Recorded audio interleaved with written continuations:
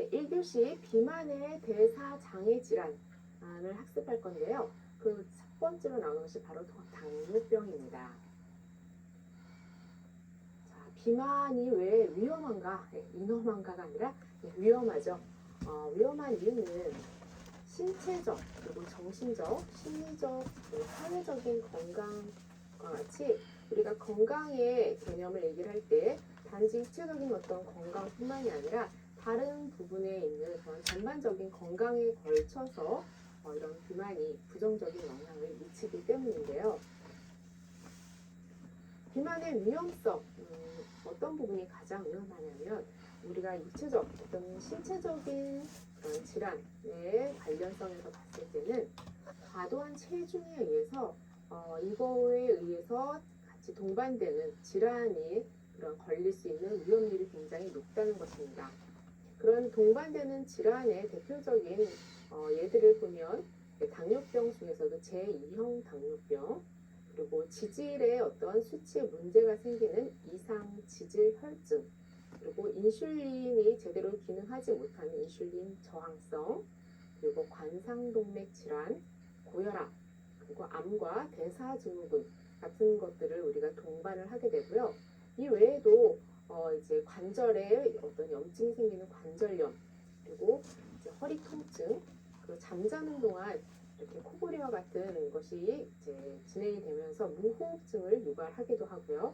그리고 통풍이나 골관절염, 그리고 여성의 경우에는 월경 이상, 그리고 대장암, 유방암과 같은 합병증을 유발하는 굉장히 다양한 질환에 노출될 수 있는 것들이 바로 과도한 체중에 의해서 유발될 수 있다. 따라서 그만큼 비만은 위험하다는 걸 우리가 인식해야 할 것입니다. 비만하지 않은 사람에 비해서 이런 비만이라고 하죠. 이런 질환에 노출될 수 있는 위험률이 관상동맥 질환은 비만하지 않은 사람에 비해서 2배 정도 높을 수 있고, 고혈압 같은 경우에는 그보다 좀 더 높게 2.5배에서 4배 정도로 높고, 당뇨병은 굉장히 높은 위험률이죠. 5배에서 13배 정도. 그래서 일단 뚱뚱하면 당뇨병을 의심하라 라고 우리가 생각을 각성하고 있어야 될 것입니다.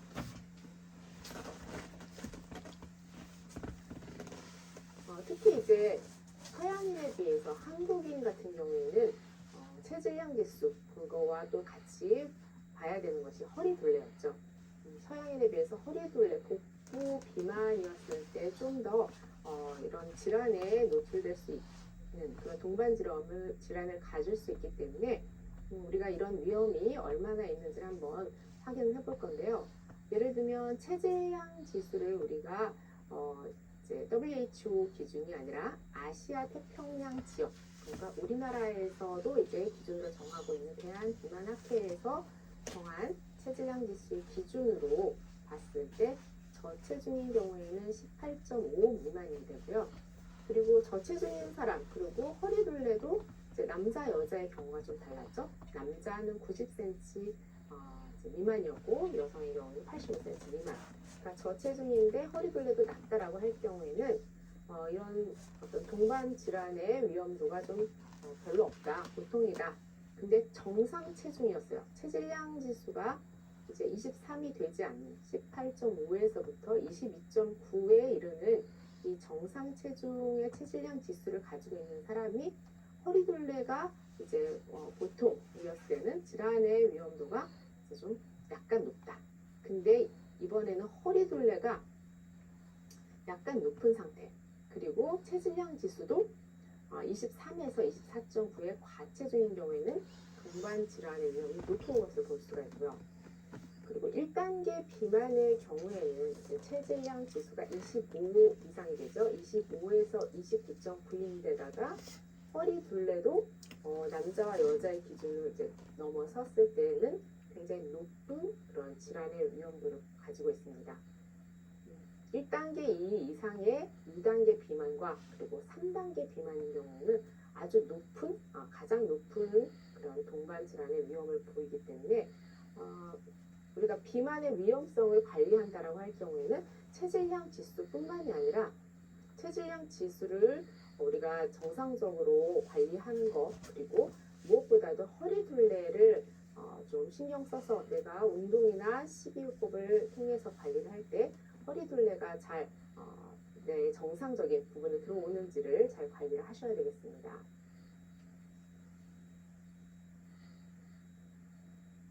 이제 당뇨병이라고 하면 그쵸? 뇨 중에 당이 나오는 거죠.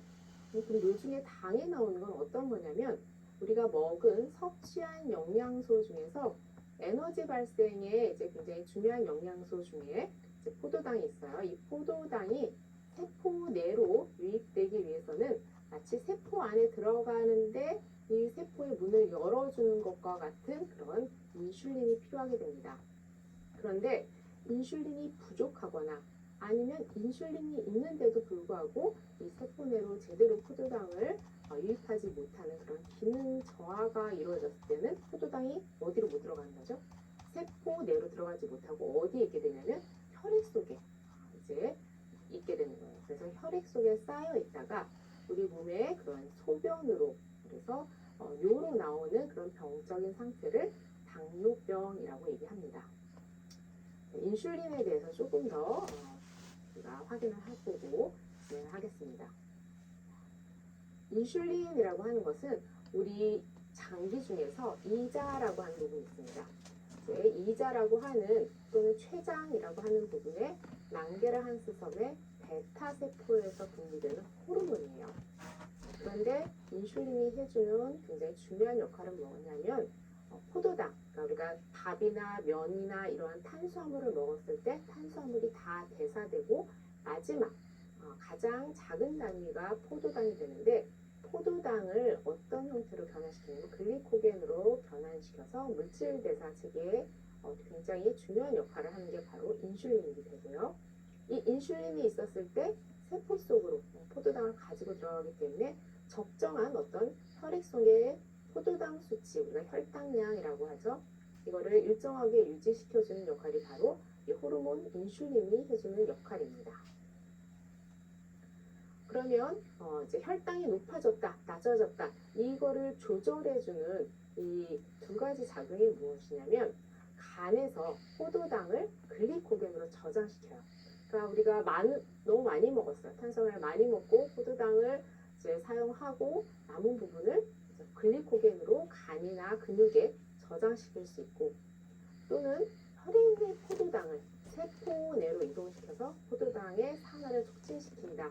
그래서 우리가 이제 혈당이 낮아졌을 때 그래서 어떤 필요한 부분을 갖다 써야 될 때는 이 두 번째 세포 내로 이동시켜서 포도당의 산화 촉진 작용을 우리가 도모해야 되겠습니다. 자, 그래서 혈당량을 낮추는 것은 저렇게 두 가지 간에서 포도당 글리코겐으로 저장시키거나 또는 혈액 내 포도당을 세포 내로 이동시키는 산화 촉진 작용이 있고 이번에 혈당량이 일정 이상 높아지게 되는 경우에는 인슐린이 이제 분비가 돼요. 그래서 혈액 내 포도당을 세포 내로 유입해서 다시 이거를 어떤 상태로 이제 포도당이었던 거를 이제 합성을 해서 다당류인 글리코겐 형태로 저장해서 그런 이제 혈당량이 높아진 것을 다시 낮춰주는 역할을 하는 것입니다. 이것이 제대로 작동하지 못할 때 우리가 당뇨병이라고 하는 것에 이제 걸리게 되는 거죠. 그러면 인슐린 저항성이라고 하는 것은 인슐린에 대한 몸의 반응이 이제 제대로 작동을 하지 못하는 경우입니다. 조금 전에 확인했던 것처럼 혈당이 낮았을 때와 혈당이 높았을 때 이루어져야 되는 어떤 반응에 대해서 제대로 이런 자극에 대한 반응을 하지 못하는 그래서 자극에 둔감해져서 같은 그런 양의 인슐린이 있는데도 불구하고 그 기능을 제대로 하지 못해서 혈당 조절을 제대로 하지 못할 때 인슐린 저항성이 터졌다라고 얘기를 하고요. 이러한 인슐린 저항성으로 생기는 당뇨를 우리가 제2형 당뇨병이라고 합니다. 이런 경우에는 간에서 포도당 생성이 제대로 조절되지 않고 그리고 근육에서 포도당의 이용이 촉진되지 못하게 되면 어디에 계속 쌓이게 되죠? 이제 혈당에 이렇게 포도당이 이제 쌓이게 되면서 혈당 수치가 높아지고 이로 인해서 우리가 대사에 여러 문제들을 유발할 수 있게 됩니다. 대표적인 당뇨병 그러면 우리가 이런 증상이 있을 때는 좀 의심을 해봐야 한다. 네, 다뇨 그리고 다음 또 다식 있습니다. 자, 소변을 많이 보는 거죠. 이거는 이제 포도당이 이제 소변으로 배출될 때 다량의 수분을 동반하기 때문에 굉장히 많은 정상보다 많은 소변량이 증가하게 되는 거고요. 소변을 많이 보게 되니까 갈증이 느껴지겠죠. 그래서 물이라든지 이런 갈증이 많이 느껴지기 때문에 다음을 하게 되고요. 그리고 포도당 이용이 제대로 이루어지지 않기 때문에 에너지원으로 제대로 활용되지 못하게 된다면 또 음식도 많이 먹게 되는 다식. 이러한 다뇨, 다음 다식이 대표적인 3대 당뇨병 증상이라고 할 수 있습니다.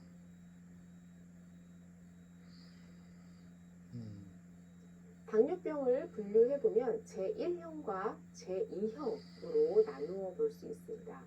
먼저 제1형 당뇨병이라고 하는 것은 아주 많은 경우는 아니고 주로 이제 어린 나이에 나타나요. 이제 개인 차에 따라서 이제 성인한테도 나타나는 경우가 있지만 주로 소아에서 나타나고 우리나라 당뇨병의 대부분은 제2형 당뇨병이기 때문에 이제 한 2% 미만 정도밖에 되지 않지만 이러한 경우에 나타나는 그런 증상으로는 아까 봤던 다음이나 다뇨가 굉장히 심한 상태로 나타나게 되고 또 체중 감소가 일어날 수 있습니다. 반면에 이제 많이 먹고 덜 움직이고 이러한 여러 요인들에 의해서 생기는 대부분의 당뇨병의 그런 증상은 제2형 당뇨병인데요.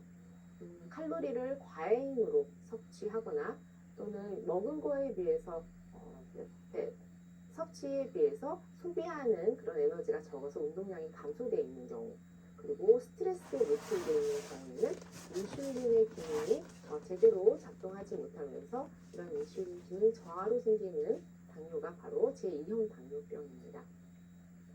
칼로리를 많이 섭취하고 많이 움직이지 않는다라고 하는 경우에는 아무래도 과체중이 일어나게 되고 비만을 유발하게 되겠죠.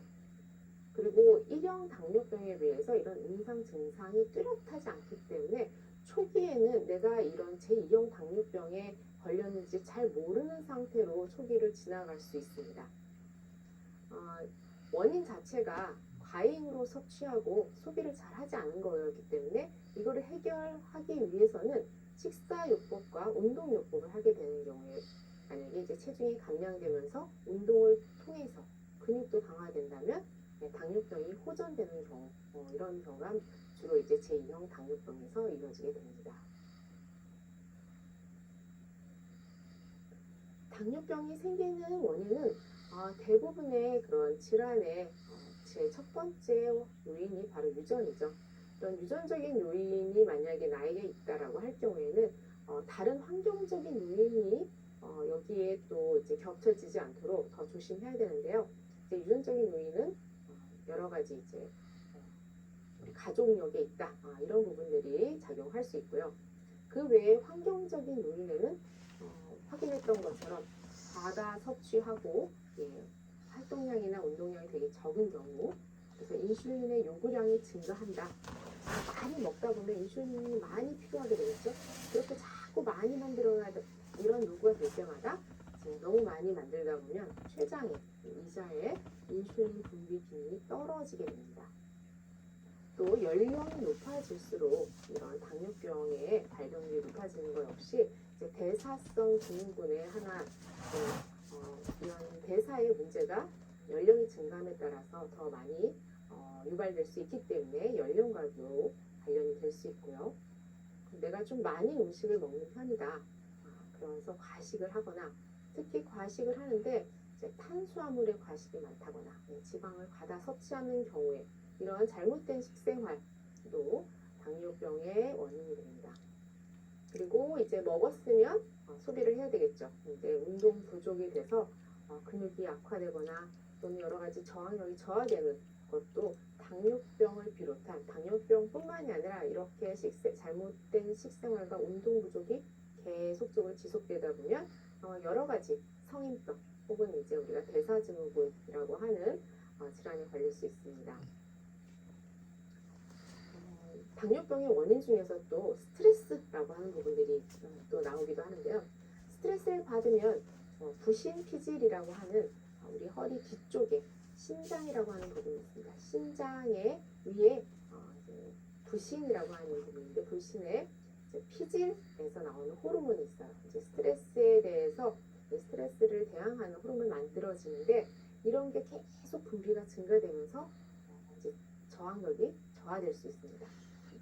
그리고 이제 비만을 유발할 수 있는 이런 약물을 복용하게 되는 경우에는 또 이제 당뇨병에 유발될 수 있는 그런 약물들이 있는데 대표적인 것이 부신피질 호르몬제 그리고 이제 이뇨제 중에서 강압적으로 이제 이뇨시켜주는 강압 이뇨제 그리고 피임약이나 진통제와 같은 것들도 당뇨병의 그런 요인의 한 가지 또 우리가 볼 수 있습니다. 당뇨병의 판정 기준을 보면 크게 이제 세 가지로 볼 수가 있습니다. 혈당 검사라고 하는 것이 있는데요. 혈당 검사라고 하는 것은 이제 보통 이제 공복 혈당도 보고 또 공복 혈당과 상관없는 식사와 상관없이 어느 때 내가 밥을 먹고 난 뒤든 아니면 주로 이제 밥을 먹고 나면 혈당이 올라가 있겠죠. 그래서 식사와 관계없이 혈당을 측정했는데 그 측정 혈당이 200 이상이다라고 할 경우에 이제 당뇨병으로 얘기를 하고요. 그리고 8시간 공복을 했을 때 그런 혈당이 126 이상일 때 이제 당뇨병으로 판정을 하게 됩니다. 그리고 표준 포도당 부하 검사라고 하는 것이 있는데요. 보통 이제 아침 공복이라고 하는데 저녁 때 주로 이제 저녁 식사 이후에 8시간에서 10시간 이상 정도 공복을 유지한 상태에서 혈액을 채취하고 그 다음에 이제 포도당 75g 정도를 경구 투여합니다. 그리고 경구 투여한 다음에 바로 재지 않고 2시간 후에 혈당을 재는 2시간의 혈당 이거는 이제 경구 투여한 다음에 경구 투여한 직후 0분 그리고 뭐 30분 후, 60분 후 그래서 120분까지를 측정을 해서 이 안에 200 이상일 경우에 이것도 이제 우리가 포도당의 그런 어떤 표준 포도당 부하 검사에서 당뇨로 판정을 하게 되고요. 그리고 이제 당화혈색소 같은 경우에는 이제 2011년부터 우리가 당뇨병 진단에서 당화혈색소라는 항목도 넣게 됐습니다. 이거는 뭐냐면 우리 이제 적혈구가 포도당에 노출되어 있는 상태를 얘기를 하는데요. 혈당이 높아지면서 포도당 일부가 혈색소, 헤모글로빈이라는 것에 결합한 그 수치를 보게 됩니다. 주로 혈당 검사 같은 경우에는 바로 우리가 먹고 식사하고 난 다음에 8시간 지난 이런 거기 때문에 단기적인 어떤 그런 혈당의 수치를 보는 거라면 당화혈색소는 우리가 2개월에서 3개월 동안의 그런 혈당의 평균치를 보기 때문에 좀 더 긴 어떤 지속적인 관리적인 부분이 필요한 그런 수치로 당화혈색소를 확인을 하게 되고요. 이 수치가 6.5% 이상이면 당뇨로 진단하게 됩니다.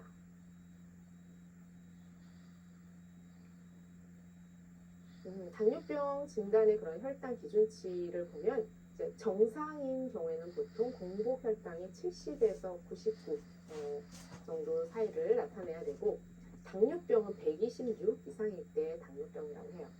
그런데 이제 내당능 장애라고 하는 거 보면은 공복 혈당에 어떤 문제가 있는 그래서 이 100과 126 사이에 있는 경우도 약간 위험 수치에 들어가죠. 그래서 이런 거를 우리가 내당능 장애라고 얘기합니다.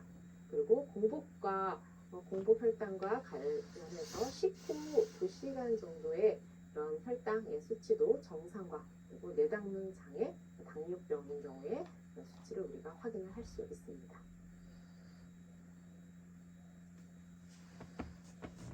당뇨의 합병증을 살펴보겠는데요. 먼저 이제 관상동맥 질환이 있습니다. 관상동맥이라는 게 뭐냐면 관 모양, 심장을 싸고 있는 이제 이 부분이 마치 왕관처럼 생겼다고 해서 그런 관상이라는 말을 쓰게 되는데요. 관상동맥을 통해서 공급되는 그런 심장에 공급되는 산소의 양이 심장 근육이 필요로 하는 양보다 적었을 때 발생하게 되는 질환입니다. 그러니까 이제 혈액을 통해서 혈액 안에는 영양소도 있고 산소도 있게 되는데 심장 근육에 필요한 그런 산소의 양이 적어지는 이유들이 있겠죠. 그 대표적인 것이 협심증과 심근경색, 이 두 가지를 볼 수가 있고요. 또 다른 걸로 이제 당뇨병성 심증, 그러니까 심장 기능의 어떤 증상이 나타나는 건데요. 심장의 혈관이 손상되는 경우에는 혈액의 열과를 담당하는 사구체라는 부분이 손상이 됩니다. 그러면 여기서 단백질이 굉장히 많이 이제 우리가 볼 수 있는 단백뇨가 많이 나온다라고 할 때 심장 기능이 굉장히 떨어진 걸로 보게 되고요. 단백뇨가 심하게 검출되는 경우에는 우리 신체 부위들, 얼굴이나 눈, 손, 발목 부위가 붓거나 또는 이제 밤에 굉장히 자주 소변을 보는 증상을 동반하게 됩니다. 이것이 이제 당뇨병성 심증이 되겠고요. 그리고 이제 당뇨병성 망막증은 이제 눈에 생기는 거죠. 당뇨병이라고 하는 것이 이제 혈중의 그런 포도당 수치나 이런 것 때문에 혈액 안에 이러한 혈액순환에도 굉장히 문제가 되잖아요. 그래서 특히 우리 신체 중에서도 약간 말단 부위로 갈수록 좀 이런 문제성들이 나타나게 되는데요. 눈에 이제 망막 혈관이 약해지면서 혈액 내 성분이 망막으로 유출되는 경우는 부종을 초래할 수도 있고 또 눈 주위의 혈관벽이 약해져서 진물이 나거나 또는 출혈을 보이거나 또는 심생혈관이 증식되는 그런 증상이 나타날 수 있습니다. 그리고 말초신경경증으로는 이런 고혈당 상태가 관리되지 못해서 오랫동안 이제 지속되는 경우에는 말초신경 자체가 손상이 될 수 있겠죠. 당뇨병 자체가 특히 혈액순환이 심장에서부터 뿜어져 나와서 가장 끝부분에 사진 말단 부위까지 잘 영향이 가고 그다음에 다시 한번 이제 심장으로 필터링이 돼야 되는데 이게 잘 되지 못하기 때문에 사진 말단 부위부터 점점 더 위쪽으로 처음에 나타나는 것이 이제 심장과 먼 발 쪽입니다. 그래서 발의 궤양, 발이 저릿저릿한다는 느낌을 갖거나 또는 화끈거리거나 또는 감각이 너무나 이제 없어지는 무감각 상태가 발생할 수 있습니다. 피부 질환의 농피증은 이제 피부에 침입한 세균이 화농증을 유발하는 그런 상태인데요. 이런 경우에 이제 피부를 청결하게 해야 되고 상처가 났을 때는 그 안으로 이제 균이 들어갔을 때 감염이 될 수 있기 때문에 상처가 나지 않도록 주의를 하셔야 되겠습니다. 당뇨가 있는 분들은 특히 이러한 치과 검진도 정기적으로 하셔야 되는데요. 치주 질환을 유발할 수 있기 때문이고요. 치아 주변의 잇몸이 치조골을 침해하면서 치아가 흔들려서 빠지게 된다거나 이렇게 좀 치과적인 부분에도 문제가 생길 수가 있습니다.